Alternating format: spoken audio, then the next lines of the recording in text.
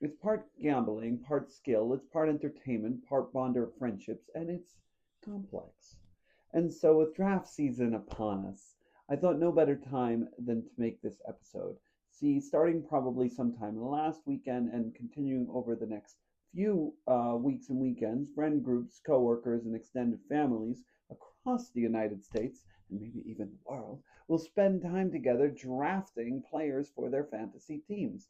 These drafts can last hours, and for male friend groups above the age of 22 may be the only time you have all your friends in one room together without your wives or children or other obligations to attend to for the entire year. Oh, obviously, women and girls and non binary people can play fantasy too, but certainly this is a male assigned at birth dominated space, as sports are in general. So, yeah, fantasy. That word is important here. Fantasy and this whole practice, because it's many things. It's the escape, the allure, which isn't necessarily a bad thing. Hell, the world is a stressful place. We could all use an escape sometimes, but it's just important to name, to understand this dynamic that is fantasy football and how it even relates to the fantasy that is friendship or whatever it is that you are calling friendship. So, where to start? Well, what the hell is fantasy football? Basically, first there was a big bang, and then the world, woo, was made, and then some stuff happened, and America, woo, and then football, American football, yeah, and there were these teams and players, and the goal of the game was to score touchdowns by crossing this line over here, and it's been around for over 100 years, and the highest level of play takes place in a league called the NFL. Bum bum bum bum bum bum bum bum. So in the past, the average fan would root for usually one team, that being their local team, no matter how bad they were. Maybe Oh, their dad would take them brother, to this games guy where they played for these stinks! through friends or siblings. But starting in the 90s, DirecTV's Sunday Ticket opened that world up. Fans could watch any team from anywhere in the country. This coincided with the beginnings of fantasy football and was like a marriage made in heaven. The first known history of fantasy football can be traced back to the 1960s and the beginnings of, nerds tracking football stats of individual players, player scores. Basically, touchdown equals good. I mean, there are tons of other stats to track as well: catches, yards, fumbles, field goals, defense, kick returns, kick returns. So it was small at first, but then back in the 90s, the internet happens, and whoa, changes the world. And football and fantasy, it becomes huge. CBS and Yahoo make websites to host leagues on. ESPN follows suit, and that coincides with the DirecTV thing. And they very quickly realized that most of their viewers are tuning in just for fantasy purposes, and this was before all the legal gambling and DraftKings ads being shoved down your throat. So the networks were relatively cautious about promoting the idea of fantasy football as the attraction. But DirecTV gave it a try in 2005, and the famous Red Zone channel was born. In general, watching a whole football game can actually be pretty boring, especially in person. But when a team gets to the red zone, that is within 20 yards of the goal line, yes, yards, we measure in yards because football, America. And anyway, the red zone means that the team is close to scoring. And that's when things get more interesting, perhaps, for the average viewer. Now, when you were stuck with your local team, this happened maybe 5 or 6 times a game, sometimes less. But with access to every team all at once on an 8-screen octabox, hypothetically, that you could watch every red zone opportunity all at once and have it narrated by the sweet sounds of Andrew Siciliano or Scott Hanson. And that is like crack to an NFL fan. You're instantly brought to the most intense part of the action in every single game across the country, and you don't even have to click a button. They jump from game to game for you. Anything that is interesting, every big play, every score, 7 hours of commercial-free football. More like 6 and a quarter, but still from 1 p.m. to 7:15 p.m., you can just melt away and watch the action happening. I sound like a walking ad for Red Zone right now. Fantasy fans, this was a match made in heaven, that feeling of watching your random player you chose that you'll never meet score a touchdown for a team you don't care about in a game that's being played in a city you've perhaps never even been to, in a stadium you'll never visit. And I can't explain just how joyous it is to experience. It was truly. But I'm getting ahead of myself. So originally, um, these there was a point system, and the points were added up and accumulated over the course of a season. Um, and this was like a complex way to play, but then there was another option, a mode more simple to understand and even fun for friendship rivalries and bragging rights, and that was head to head. That is, that each week your team goes against your friend's team, and only one of you gets a win, like a sporting event. The difference here, of course, is that you can't control what your opponent's team does, besides maybe stealing a player from the free agents he might have needed, or, humsing his players. I think the English for that would be jinxing or hexing, wishing bad luck on the other team's players, like cursing his players to tear their ACLs and career, maybe life changing injuries. What? These players are humans? Nah, they're just abbots trying to get a bag. Hey, oh man. Okay, so with a relative introduction to fantasy, I think I can get into my journey now. To summarize and simplify. In August, you and your friends choose players from real teams in the National Football League. This is called a draft. And for the rest of the year, this is your team. You're kind of stuck with it. You can make trades with other teams in your league, or find players on the waiver or wire or free agency, which is where all the players that didn't get drafted go. And once you have your team, and the actual real life NFL officially starts in September, you are matched up against another team in your fantasy league. And for the next 14 weeks or so, you'll be continued to match up against different teams in your league. Ooh, imagine it's like playing a board game with all your friends, but that lasts 16 weeks, and everyone is actually invested, or at least mostly, and it's fun, or at least it can be. And so whoever's players accumulate the most points that week in the matchup wins the game. Point systems can vary and get complex, but generally, again, scoring touchdown equals good.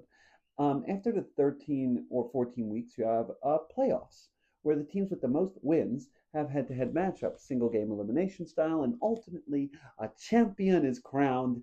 Dilly dilly. Got it? Okay, right. So fast forward or travel back in time. Anyway, it's 2009, and I'm about to start playing fantasy football for the first time. Um, Now, this didn't happen in a vacuum. For me, football was already a big part of my life. Every Saturday from 11 years old, I'd go knocking door to door in my neighborhood of Manhattan Beach. And I mean, of course, I'd only knock on the Syrian families' doors, and the ones I knew, of course. And, I wouldn't want to be mixing with those other godforsaken races, the Goyim, or accidentally piss off the Russian mobster neighbors. But yeah, football was special. We'd play in my aunt's backyard, and it was a blast. I was really tall for my age and played rough. And yeah, sure, I wasn't the best at holding onto the ball, but I sure was hard to take down, and maybe had a few accidental flying elbows that helped me out. But right, and so that was a big part of my life. As was football playing on Sundays too. So those games were on Saturdays, and then on Sundays there was no restrictions of the Sabbath to worry about. So I could get my other friends to drive in, and I'd host another game. It was a lot of fun, and it was competitive. Maybe more so than the family style games I'd play on Saturdays, and certainly there was some complex, subtle, and not so subtle bullying dynamics. But yeah, it was fun mostly. I mean, I actually kind of loved it and look forward to playing twice each weekend. After games on Sundays, we'd often turn on the Giants or Jets game, but that was about as far as our interest in football as a group went. It wasn't really a thought for most of us. I mean, I didn't really care about sports in general that much beyond Super Bowl watching parties, which starting in 2008, from 13 years old, I actually hosted and or organized for about a decade. Um, right. So where were we? Where did it all change? October 2006, Mets playoffs. I got hooked. More on that in next week's episode, but eventually I was more interested in other New York sports teams like the Jets, and I used them to fill that, hole of masochistic needs during the baseball off season. And look, the Jets got this guy, Brett Favre, he's good. And no, that didn't work out, but we drafted this guy, Mark Sanchez. This might work out. Spoiler, it doesn't. But this was just around the time fantasy was growing exponentially in popularity across the country. And again, DirecTV had started this Red Zone channel, and the cable got one in 2009. And woo, at this point, I had already played a year of fantasy baseball too, with another baseball fan I knew. And of course, I lost in the playoffs because I forgot to press the submit changes on my lineup before I set them just prior to the high holidays. Thanks God, who is, if they are real, is totally invested in the outcomes of my fantasy lineup. Right. And so, yeah, my brother was playing fantasy already too, as was a close friend and football and Yu-Gi-Oh rival, who I later learned cheated in the Yu-Gi-Oh, you bastard. And so when that friend started a league, I was very happy and excited to join. Now, at the time, this was just a small piece of our friendship connections as a whole, for the whole group. I was 14 years old. I went to school with almost, if not everyone in the league. I played football with them on Sundays. I had many ways of being close to these people that weren't fantasy football. But this felt like a cool extension and growth of our friend group. I think there was a fee of $20, with the winner of the league getting $200, which for me as a jet set kid with most of what I wanted financially, this didn't matter much, but it did seem to up the stakes a bit for everyone. And that number would increase each year, that buy-in number. And last I checked, I think we were charging $500 to be in the boys' league. Of course, the definition of who were the boys was also constantly being stretched to accommodate for the lack of participation and availability of some people. I think, God, I don't know where that number is today. I think there are some leagues charging 5,000, 10,000 more. And so my fantasy career was just beginning. But the only problem was my first fantasy football draft was scheduled on the day I planned to go to the US Open on an annual trip with my mom. And we went each year on the day together, and it was fun, and I didn't want to miss that. And I couldn't convince my friends to change the date of the draft. And I think I just hoped I would call in from there, but there was some kind of miscommunication and an error. And anyway, the computer auto picked my first ever draft pick, and it picked some random dude named Chris Johnson. And I had no idea who the hell that was. And I was fuming. And I called my commissioner screaming, I am not playing in this league. Who the hell is Chris Johnson? And he's like, dude, he's actually a good player. I would trade for him if you don't want him. And I'm like, all right, I'll keep him. I'll stay in the league. And so I did. And I think I got ripped off in a separate trade, scarring me long enough to wait almost a decade before seriously trading again. But trade trauma is real. But that same Chris Johnson had the famous CJ2K year, going over 2,000 yards, which are a lot of fantasy points. And it was fun. Yeah, that year I also had some savvy moves with the help of some insights from my older brother, and was able to snag young Vernon Davis and Miles Austin out of Monmouth University, which was near deal. And it was fun to have a Cowboys player on Thanksgiving watching, the nationally televised game. I can't explain the other joy of watching, running into the end zone.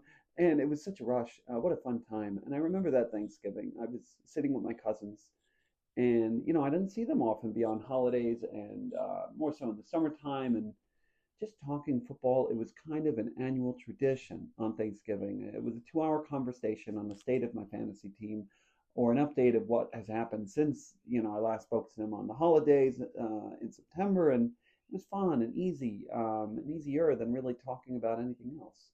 Was it real? Maybe. It felt interesting, and we bonded over this. I really looked forward to these annual Thanksgiving chats.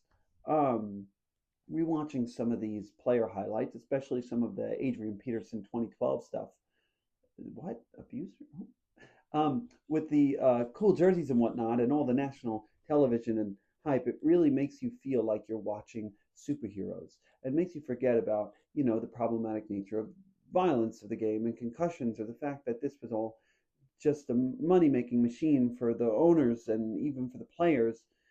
And this somehow acted as a lottery ticket for them, but one that didn't pay off for most, and the odds of making the NFL are slim. And staying active in it even slimmer, and many crushed dreams and worse false hopes, and for every star and promise of exit from poverty for minority families was probably 1,000 more that didn't make it out and are still in poverty, and worse, have some physically debilitating injuries to go along with it, and for the work they put in and barely got compensated for during their college careers. Q. Cartman asking how the college teams got away with slavery. Um, I know they get paid now, but this is complex and a system that I think doesn't help the systemic issues that are facing these communities. Many of these players come from. They may even hurt them. But I am digressing. Where was I? Fantasy, right? And so, who's ready for some football? Um, the first year ended brutally for one of my friends in that league. He had the best team by far. This was during Peyton Manning's nearly undefeated 2009 season, and that led the Charge all the way to the finals. And he had a big lead from the Thursday night game, so big he didn't even negotiate a deal with the other team, and he ultimately lost. I can't remember exactly how close it was. I think it was some stat correction, as in stat correction that is after the week, the NFL rewatches the tapes to make sure the stats were tallied correctly, and this could change a matchup. And holy shit, right, it was a stat correction. I checked, and the other team had one player left. That was Giants defense on Monday Night Football. Defenses usually put up like 10 points, 15 on a good week, but this defense put up almost 40, and it was not enough. But then they corrected a stat after the game. A player got a finger on a missed field goal that counts as a block, and yes, he did lose on a stat correction. Brutal. Brutal enough that the loser of that matchup decided to never again play in our fantasy league and focus on more important things. He's a medical doctor now. Good for him. It would take me 10 years more of fantasy frustration and heartbreak to make that decision. Where was I? 2009. Anything major happen in sports that year? Oh, my Jets almost made the Super Bowl. They were leading at the half in the semifinals. I was wearing a kippah for good luck. I vividly remember my dad's friend asking him out loud about booking tickets to the Super Bowl. Right. They didn't win, nor the year after, and they haven't won. It's been over 50 years since the last championship. Oh man. Yay, sports. It was cool to know more about sports. No longer was I just in it for the churros and ice cream hats, or just a dumb kid watching. I was able to make my own moves for my fantasy team and draft on my own, and even had a knack for finding randomly good tight ends and getting sneaky good defenses. It didn't win me championships, but my teams were rarely the joke of the league. So I have that. In 2012, we had an infamous division debacle where my commissioner, or league organizer, for those unfamiliar with the term, we now called the dictator for his style of rulership. Well, he was set on making separate divisions. He thought this would make fun competition. I saw this as inherently stupid because it just made it more luck based. He also didn't count decimal points because he thought they looked ugly. Seriously, right. And that year I was 9-2, winning 8 straight games after starting 0-2 with my famous creative name. 8 straight, ain't it great? No.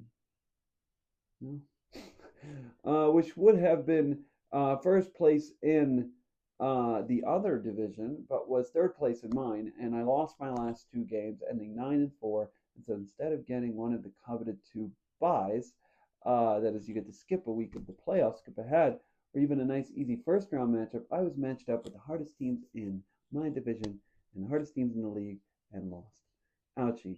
And in all this, I became sort of known for creating late season charts of exactly how many points each team needed to make the playoffs. It was fun. I was also known for having really inappropriate team names and photoshopped images as my team logos. It started gently, King Choker, but it got progressively worse and almost got me kicked out of the league. Photoshopping your friend's face inside of a vagina to criticize his masculinity, okay. Making jokes about his mom being a porn star, less okay. Photoshopping a league member's ex into a group sex scene with 4 other league members, maybe I've gone too far. And yet, so yeah, it was a great distraction for me from, well, feelings and whatnot. Not like I had anything to talk about that I was hiding from everyone, right? I mean, it can also help avoid intimacy too. See, when you are talking football, you don't have to, talk about your feelings. So you could spend hours with your friends watching, hell, 7 hours of commercial-free football, but barely once talk about what is actually going on inside of your lives or inside of your hearts. Right. For context, I was still in high school at this point, and fantasy was one of the many avenues that I had for connection to these friends, friends I knew from kindergarten, and I had been in the same school with for my entire life. And so this all changed for us by the 2013 fantasy season. We were off to college in other cities and states, or at least I was leaving the state, and some of my friends stayed back in Brooklyn, and for the first time, these connections were tested. I stayed close to some through rituals like birthday joint smoking over FaceTime or going for dinners when I'd be back in town. I did come home a bunch out of guilt to my family, so I was back every 3 weeks or so, but fantasy football certainly took on a bigger burden in terms of avenue for connection for our friends and conflict too. And of course, there was conflict. That same commissioner or dictator, boy, I was 1-6, which in the 13-game season still had a slight chance to make the playoffs. And I tried to make a trade with another team, and it was vetoed by said dictator. And the veto power is rarely used and is usually only used for deeply unfair trades where something shady happened. And this was on a trade that was I'd spent hours working on over the phone and felt really good about, and personally felt my rights were being stripped, and I yelled about it loud. I threatened to leave the league by the next year, and even stopped talking to the dictator for a bit. But the veto stayed, and afterwards I won 3 in a row. And he had joked that I made a big deal over nothing, not unlike that original CJ2K debacle. And but that's not what mattered to me. I just felt so disregarded. I remember sitting in my campus pub with my roommate, watching my team lose on the last play on Monday Night Football, the final game of the week. I had Gronk, and he just, oh man, he got held on the final play in the end zone, and they didn't call flag, and he couldn't make a catch or wasn't close, and I lose, and I was 4-7, basically out another lost season. Just to get a picture of what a lost season feels like, that was week 11, sometime in late November. And I couldn't get another chance to start over until the next September. That's 10 months of build up for another chance. So I debated continuing whether or not I'd continue with the league the next year, or if I'd go through with my word and finally quit. But I didn't have the strength yet, and another year went by, and this time I did have a new roommate, and he was fun to watch the games with, and he rooted on my team, and he wasn't that into fantasy at first, but I taught him what I could, and he grew to love it, and we would laugh about it and watch episodes of the league together, a literal TV show about friends playing fantasy football. It was fun. By 2015, I finally did it. I left the league and decided to create my own league, a democratic league, or as close to it as I could figure. There were no insane commissioner powers or stupid arbitrary divisions. We counted decimal points, and trades couldn't be vetoed by one, but instead vetoes needed to votes from 6 out of 8 people who were not involved in the trade. I also specifically marketed this league to beginners, and it gave many of my friends who felt left out a chance to try a league for the first time. My team wasn't very good that year, and ultimately the trade veto system didn't work. In the end, nearly every trade was vetoed, and I would find myself on the phone almost like a politician trying to convince people not to veto trades. Ooh, but ultimately, many of the guys were very grateful to get the chance to play in the league and have their own teams. But I was just tired of running it. It was a lot. And so in the next spring, months before the next season, I sent a letter letting the guys know I was not going to be continuing the league I had started and wishing them well on their next endeavors. With faith, they could flourish in any league. Um, yeah, it was emotional, but I decided I would still play fantasy, but just not run the league. I wanted to focus on other things, like maybe becoming a doctor myself one day. In the meantime, I reluctantly signed up again for a league with that dictator, commissioner. I mean, what other option did I have? I guess, democracies didn't work like I had hoped. or maybe it was a greater critique of having just a two-party system of choosing between a douche and a turd, but I digress. Now I also had life going on and stuff, and yet again I had a draft scheduling conflict. This was summer 2016, and I was coming off a semester abroad, and on a spontaneous whim, I went on a trip to Virginia that would change my life. And I've already mentioned this trip in another video and this incredible sunset I saw. But just 24 or 48 hours before that sunset, I was going to bed thinking I was preparing for a draft in the morning. I knew this might be an issue when I decided to take the trip, but I made sure our Airbnb had good Wi-Fi and I would be able to draft while online. The commissioner, promised a 14-team league that year with big rosters, which meant a need for a lot of research prior to the draft and a high level of competition. I had prepared for this, maybe even bought a fantasy magazine. Do people still buy those? Anyway, I woke up morning of the draft in my cabin in Virginia to hundreds of messages in our fantasy group chat. Now remember, I had sent my letter of resignation from my league 3 to 4 months in advance, and it was long and heartfelt. The dictator had like 2 lines. Couldn't get enough guys. There's only 8 teams committed. I'm out. Mofo is commissioner. Without even asking me. The morning of the draft. Are you kidding? I was fuming. I was in nature, surrounded by beauty, and fuming. Luckily, I overslept a lot of this debacle, and after reading through the 200 plus messages, found out one of my former league members volunteered to take my spot and to be commissioner, knowing I wouldn't want it. Okay, I still didn't win that year either, but I did do other important things that semester, like volunteering in a hospital and changing my career paths, choosing to chase a dream of psychology, and actually getting into a master's program at NYU. But yeah, I lost fantasy yet again, and with my sports teams also never winning, I wondered if I would ever see a day that a sports team I invested in won a championship beyond that one flag football team I was on while in high school and my sim seasons of MLB Power Pros 2008 on the Wii. And so after graduating undergrad, I was back in New York, and I was planning to focus my attention on my master's degree. And in all this, I planned to finally quit the league again, and even let the boys know that I was out for good. It was over.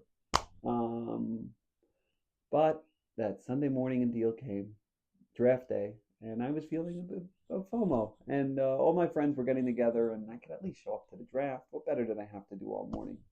And so there I was. And a friend was drafting his own team and pretty nervous about it and wanting some help or maybe some connection. Come on, mofo, just split the team with me. I know I said I was out, but I'm not fucking leaving. And so I sat with him, agreeing to split a team, knowing full well I'd mostly be running this on my own. It was $500 each team, so $250 between the two of us. And so I was yet again in the Dictators League, or maybe someone else ran it at this point. I don't know. But I will say running a league is not fun. I do have compassion for the poor soul stuck in that position to be hated by all. And I did feel deeply, but at the same time, I felt deeply unheard and even offended and disrespected in my interactions with this dictator when it came to fantasy and or otherwise. I did have a bit of an edge entering this draft, even though I was not expecting to draft that morning. I had drafted another team with my brother on a different night. Yes, I was in multiple leagues. How else would I stay close with those other guys I see at parties, weddings, and vacations sometimes? And yeah, I'll rip on it, but I can't say those drafts weren't fun. Like when we punished the league loser and he forced him to wear a bikini for the entire draft. Nothing funnier than cross-dressing, not like anyone I know does that. And in all seriousness, I did enjoy my time in that league, even if the name of it forced me to mute my notifications while in grad school classes. It was called... Oh, I can't... No. Oh, no saying that. Sorry. Okay. It was eventually toned down from its original name to a more tasteful Congo Still no? Okay, where was I? Right, the draft. So my brother introduced me to some cool draft technology. Him and his friend developed a draft spreadsheet you could plug in the rules of your league into, and it would spit out on the spot values for the individual players in the auction draft. It wasn't necessarily cheating, but it definitely helped give me an edge to see who was going above or below the expected values. It also helped to have a partner with me that pushed me a bit, going after guys I normally wouldn't, like paying a high price for a top wide receiver. By the end of it, I ended with a dream team. For those that know 2017 fantasy football for whatever reason or want to look up the stats for fun, in a 12 team, 2 quarterback, 2 running back, 3 wide receiver, and flex deep league with an auction draft, I had the #1 QB that year in Russell Wilson, another top 5 QB in Kirk Cousins, a rookie Kareem Hunt, a rookie Dalvin Cook, Antonio Brown in his #1 wide receiver year, Jarvis Landry leading the NFL in catches, Robbie Anderson, yes, a Jets player, an actually good player on the Jets, catching bombs, and Jimmy Graham at tight end. And there was basically no holes on this team until a nightmare for fantasy owners. Week 4, enjoying the idea of the best team I'd ever drafted, roster baiting, as the league coined. And I'm eating my burger, taking a break from the 7 hours of commercial-free football we were watching at a friend's house. The scene is seared in my heart like a trauma. The TV was in the basement, so I wasn't watching while I ate, and I was in the kitchen upstairs, and someone comes running up, and 3 words: Dalvin, non-contact. Brutal. My mouth just hung open, my burger partially fell out, I nearly threw up the rest, I wasn't hungry anymore. For those that don't know the term non-contact, it's short for he fell without being touched by another player. In a tough-as-nails NFL, players don't just fall, or usually not, cue the butt fumble. And so this meant almost certainly it was a major injury, and it indeed was an ACL tear out for the year. Thank you, Twitter, for letting me know in time. This is a good time to mention Twitter. You have to be on top of every bit of NFL news to keep an edge in these leagues. Things like limits on when people could get new players helped, but it still was important to not just watch all the games, but to check your phone constantly for injury news and otherwise. Hell, the idea of even going through a Sunday between September and January without checking the scores constantly felt ludicrous. Despite the injury, I still had high hopes for this year. I was also in a new stage of life. I was back in New York after graduating undergrad, and things with my old friend crew were just not the same as when I left 4 years prior. Guys were dating seriously, getting married, and less time to spend watching football with the boys. And so our crew basically merged with another's in our grade, and I was always friends with these guys, but they became much closer. These weren't necessarily friends from kindergarten, but if anything, it was better than a lot of those other connections I had. A chance for newer, hell, dare I say, even deeper dynamics, with and more mature, with less of the years-long ingrained drama and trauma bearing them down, and maybe even some more kindness and genuine connections. But I might be giving too much or not enough credit to some folks here. And so, yeah, I got an apartment that year in the East Village, and it was great for hosting games and watching football and going out with friends. And I loved hosting Thursday night football in the city, or just sitting vegging in front of the big screen in my parents' house in Brooklyn. And at this point, most of us no longer played actual football. My last play on the football field in Manhattan Beach was, if I'm not mistaken, in 2018. I was 23 years old and took an elbow to the eye while trying to tackle someone. And after over a decade and a half of playing it, my football career met its sad end. But there's always watching. We weren't too old or fragile for that. And so, yeah, we had fantasy football and still lots to scream about, and scream I did. Kareem, Kareem, Kareem! Watching Kareem Hunt striding down the field was like pure joy for me. TDs! I would ironically scream as if I was the one playing, not just screaming at the television. And there's this aspect in fantasy of control, that you can control it, and to some extent you can actually control some aspects. You can strategize for the draft and make sure to get the great pickups and even make savvy trades. And in many leagues, the same guys do well each year for these reasons. At the same time, there is so much you cannot control. These are players separate from you with fragile bodies playing in games taking place around the country, and with millions of fantasy matchups around the world, there are bound to be fantasy games decided by flukes, random flags, injuries, late game garbage time points that still count just as much as game winning touchdowns, and the dreaded stat corrections. In one such example, that I called a lucky break on that year, I needed a team to lose in order to get the bye, that is, securing me a spot in the semifinals. And the team was about to line up for a 42-yard field goal, which would have given them 4 points and won it for him, and put them in that spot instead of me. But a late flag made that kick a 37-yarder worth only 3 points, losing the person the game and putting me instead in position for the bye. I was screaming and on the floor as my friend visiting town, who was not too into football, didn't understand a thing that had just happened. This was nothing compared, however, to what happened in those actual semis. See, I would have lost that first round matchup, by the way. My team did not do well that week, but here I was. Based on that one flag, I made it and into the semis. And he had basically, I was leading, but he had two players on the Raiders on Sunday Night Football, Michael Crabtree and Jared Cook, and I think I had maybe Cowboys defense, maybe, I can't fully remember. Either way, the game was dragging on and it wasn't looking good.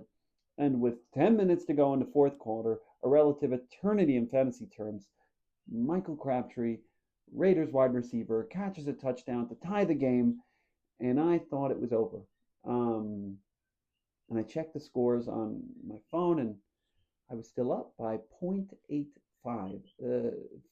That's like a catch for 4 yards, and it seemed like another season would end in failure. But then Dallas got the ball back and drove and drove and drove and drove, and the clock kept ticking and ticking and ticking and ticking, and I was watching it, counting down 8 minutes, 6 minutes, 5 minutes. Could this keep going? And it was fourth down and inches near midfield. Would they go for it? Punt. And they decided to go for it, and they placed the ball. The refs weren't sure. My heart was pounding, and if they didn't get it, did they get it? Did they get it? Did they get it? It would have been Raiders' ball with 5 minutes left at midfield. That would have been almost a certain loss for me. Again, just one catch for 4 yards would have been a loss. And he had two of the Raiders players, and the refs were debating. It looked too close, and it's funny, in the backyard football games that I used to play, I would always try and be as fair as possible. And my friends would joke and pester me about how I'd even say if it was a centimeter off, and I shit you not, you wouldn't believe it if it wasn't real. The refs on a nationally televised Sunday night game pulled out an index card to see if the ball was over the line or not, like to measure if they could fit an index card between the ball and the first down chains. And they got up and gave the signal, first down! Wow! By the end of the drive, the Cowboys ended up kicking a field goal, but 9 minutes had passed. There was just 1:40 left in the game, and the Raiders were down 3, and I was left to prayers. Each throw was a heart attack. A ball just over Jared Cook's head. He was wide open. Another off of Crabtree's arms. A near pick 6 for Dallas. Dropped. And then on 4th and 10, it all looked over. But a bomb to who else? Crabtree. And it's off his hands, but a flag flies in, passing interference, and they're in the red zone. One catch still needed, though. Another throw to Cook, no good. Another to Crabtree, nothing. My heart's pounding. A trip to the finals on the line, and the rest was history. Carr looks, decides to run for it. He's going for the goal line. He dives. What is it? What is it? The refs debate. The broadcast zooms in. The ball slipped from Carr's hands, the quarterback's hands, on the way, reaching for the end zone, inches away from a first down and or scoring. And what it was a fumble into the end zone, which means a turnover, which means the game was over. And I had won by 0.85. I was on the floor crying. And there were no stat corrections the next day either. I was headed to the finals. In a year I nearly didn't play in. And with $6,000 on the line, the original split was 4-2, as in the winner gets 4,000 of the finals. I tried to negotiate to even lower that. I didn't want to gamble $2,000 on a fantasy matchup, but the other team was cocky. My top guys were not doing as well and even hurt, and he would not negotiate a deal. I was on vacation at the time and decided to not even watch the game. I wanted to ski instead, and it was just going to be too much. I did sneak a peek on the chairlift, and I saw a pickup I made. Hell, I made so many pickups trying to replace Dalvin that year, but a pickup I made, Patriots running back Dion Lewis had 29 points in the finals. Wow. And just before we stopped for lunch, I took a random fall. I didn't feel any major injuries, but unbeknownst to me, I had just torn a ligament in my thumb. Wow. There's a great picture that I couldn't find, and it's a scene of me icing my hand with a beer, watching the games on my phone while people around me celebrated. See, we were in Aspen at a famous club called Cloud 9. Yeah, Jet Set had its perks. I wasn't going to book my flights just yet, but there was tons of champagne being popped that afternoon. I won't say I didn't pop a bottle or two, but I was saving a special one for that night. He still had two of his best guys left, Lev and D-Hop, and I was not counting my chickens. And so drunk skiing back, I was nervous but excited, and my thumb was hurting, but it didn't matter. I was closing in on my first fantasy football championship. That night, I sat in our fancy rented townhouse thing and with my sister and my 1-year-old nephew and a babysitter, and I watched the clock tick down on the Sunday night game. It wasn't that close, but I refused to celebrate until the game was over. I warned them in advance that this might look silly, a grown man screaming about a random Sunday night football matchup between two teams from Pittsburgh and Texas. But there I was. The clock hit 0. D-Hop and Lev Bell shook hands, and it was over. Dilly dilly, fantasy champions! I was out in the snow popping champagne for the second time that day. It felt really good. Ironically, the fancy MRIs that I got from my thumb injury costed $2,400, more than $400 more than my winnings, but this was never about the money.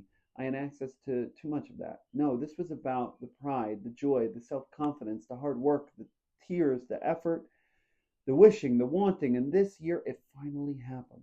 I won the championship as a team. Thanks, friend. In a year I almost didn't plan. And by the next year, I was back again. It was hard to leave after winning. This time I chose to be on my own. Could Kobe win without Shaq? We would find out. And here's a photo of a bunch of my friends watching fantasy, blocked out for their privacy. We just got back from a friend's engagement in this shot. It's really a classic shot. But fast forward, next year, it's 2019, and I'm in a doctorate program now, long commutes to Long Island, and I let go of my city apartments. No more hosting games there, and my Sundays were busier. It was a big transition. And at one point, I was staying in hotels in Long Island because the commute was just too long from Brooklyn with traffic in the morning and making it to class on time, and I was trying to take trains at first, and I was really lonely in all this and stressed out, and I had my Nintendo Switch to keep me some company, but fantasy football was a major part of my downtime and just stress relief. It was easier to focus on my lineup than the existential loneliness and dread I was experiencing and the constant stress of failure in my doctorate program. Whew. And I spent a lot of my free time also working on trades. My team was 2-0, but I really wanted to secure my team as a championship squad, and I was in deep talks with an 0-2 team who was looking to, maybe restart his year. It was a friend I had been getting closer to, and we talked for hours about this deal, really hours, overall between trade talks, Thursday night football, Sunday night football, Sunday day, and Monday night. I was giving 40 hours a week to fantasy football while balancing first year as a doctorate student. Wow. And after hours of negotiation, my friend nearly agreed to a deal. He said he was going to sleep on it. I would be getting Tyreek Hill to pair with Patrick Mahomes. It was going to be a fun, even though Tyreek was hurt at the time, but I had a good record and a good team and could wait for him to return, and I was just waiting on a response. And suddenly, before I even got the yes, a message in the chat from the dictator came in. Mofo's trying to trade with blank. I'm vetoing the trade. No way. Vetoed. Again, this time the reverse. I was in the middle class. I had put hours into this and I was tired of this shit. I was done. And so after class, I called the dictator and just started yelling. Again, mind you, I was on campus of my clinical psychology program that also doubled as a clinic for student therapists. And the name of the dictator, when yelled out loud from far away, could sound like mom. And so I'm yelling and pacing the parking lot of this program, yelling, "You fuck, you!" And another friend in my cohort overheard two students talking as they're watching this. "Oh, this must be a dysregulated patient from the clinic. We should call public safety. We got to do something about this." And so my friend hears this and says, "Hold on," and he comes running over. "Yo, Mo, you okay? You okay? What's going on?" And I get off the phone and I'm like, "Yeah, just fantasy. What's up?" He's like, "Dude, they're calling public safety on you." I'm like, "Oh." So yeah, the trade was vetoed before it even was made, and I swore again I would quit the league come summertime. And so when you're friends with people for over 2 decades, it's hard to break away. Something monumental has to happen: a shift of setting, scenery, a move, or perhaps a pandemic. Yep, COVID. For many, a horrible time, but for me, a pivotal moment. I was home now, and for the first time in years, got to actually choose who would be my friends. We didn't have bars or pre-games to attend, or really anything to bond us together anymore. What was left was some Risk and Monopoly playing over phone apps, and as much as I loved online Risk playing, I didn't want to spend my days in COVID on my phone. Instead, I picked up running, yoga, meditation, and even found a new group of friends who met over Zoom. And we had all these new connections, and it was really special. Hell, they even let me read my poetry and didn't even call me. Um, we didn't need fantasy to bond us. We had music, deep discussions, and genuine sharing of emotions. It was cool and fun and new. And when the time finally came to decide if I would be in the fantasy football league again, I said no all summer. But draft day came, and it was not unlike the Aruba van moment, where my mom was still hoping I might join last second. And I get this text: "Yo, we need a 12th. You sure you're not in?" And I finally asked myself the question: if fantasy is the last thing connecting me with these friends, is this a relationship at all? And is it one worth preserving? And after a decade of playing fantasy football and 2 decades in relationship with this dictator, I finally said no. I was done. Wow. Immediately relief came over me. I started doing snow angels on my bed. It was a powerful moment. In 2017, I won the league, but in 2020, without sounding corny, I really felt like a true champion. I had beaten fantasy itself.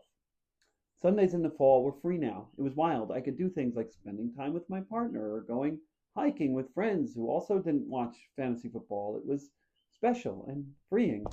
I remember hearing a friend the next year on a drive home looking at his fantasy roster, and he kept muttering to himself, "Oh, I need a wide receiver. I need a wide receiver. I need a wide receiver." And I'm thinking, out of all the needs in the world, a wide receiver would bring him relief. He is literally saying he needs it. I don't mean to judge it. I totally get it. I've very much been there. Part of me is still there. Not that I'm actually playing, but like a part of me watching these highlights in preparation for this video misses it. Misses needing a wide receiver. Misses the trash talk and Monday night matchups and the calculations towards the playoff push, the games that after hours, hell days, hell months of planning and talking are decided by inches and index cards. It's just interesting to think about how that in that moment, what my friend who was sitting with me felt it was that would bring him relief and connection was, of course, a wide receiver. And yeah, it's oh, I again, it could be a relief from the grind of life that has placed him at a relative young age with immense responsibility in a time where, especially in my community of origin, the financial and familial expectations on men are not just hard to reach, but unreachable, and even dangerous. And so, yeah, fantasy, it can be hell, but it can also be healing. adding some control in a world that feels deeply uncontrollable. So over the next couple of years, I stuck around, sharing a team with my brother in a separate league, that Congo league, but left that too. And my last league was, ironically, a kicker league that is just kickers, with my cousins. I was back-to-back champion. And as much as it was a kind of joke league, it was hard to leave. But again, I asked myself that damn question, that pesky question that's taken me all the way to Hawaii and led me to end almost all of my Syrian connections. Why do I stay?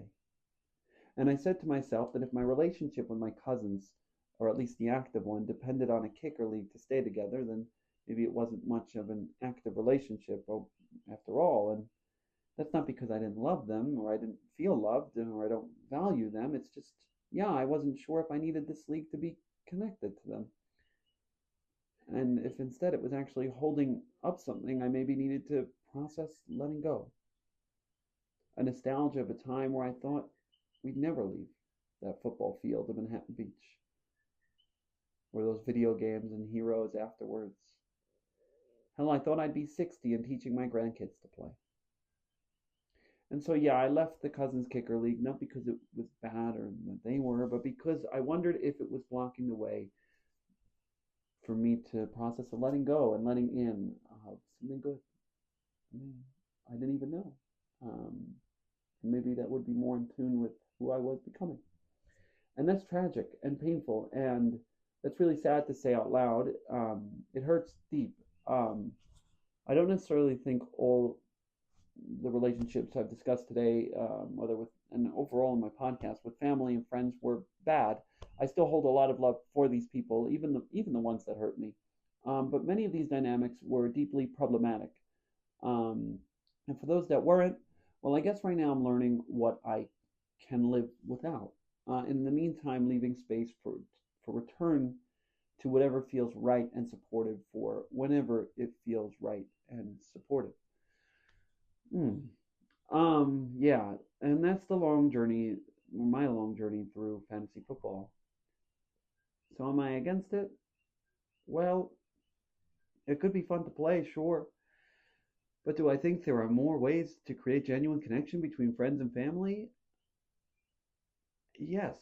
I don't think of it in itself as harmful necessarily. It can certainly be addictive, and in its daily bet forms, really problematically addictive and of course, with the existence of Twitter or X, just mind and time consuming as you flick down your feed to reload the page like some old lady pulling a slot machine handle, gambling away her late husband's social security check.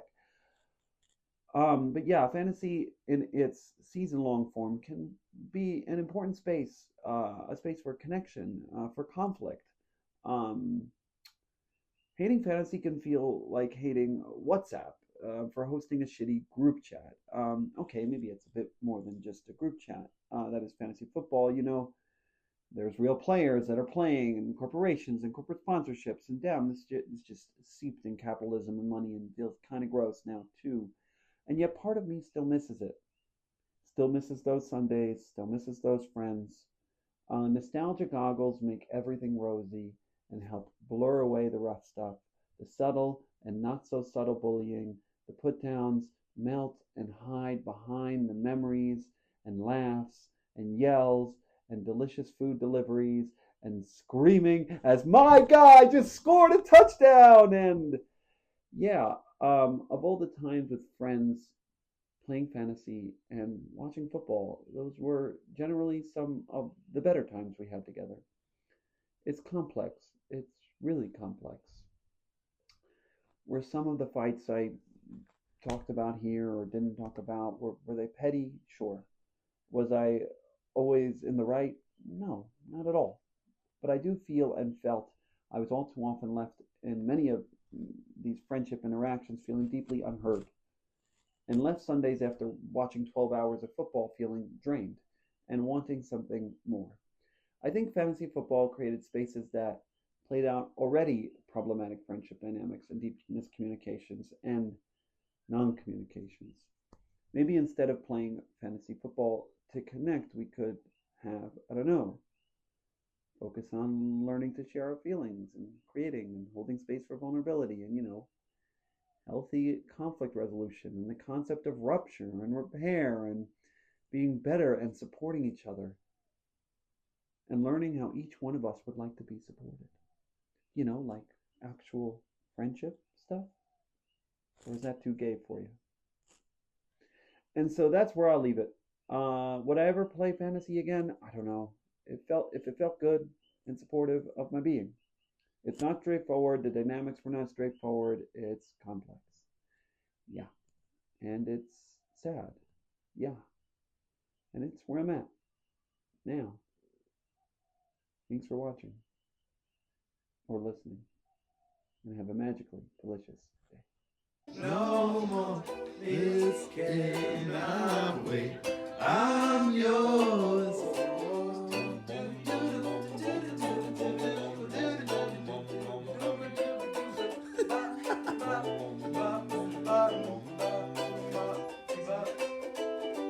Open up your heart like me.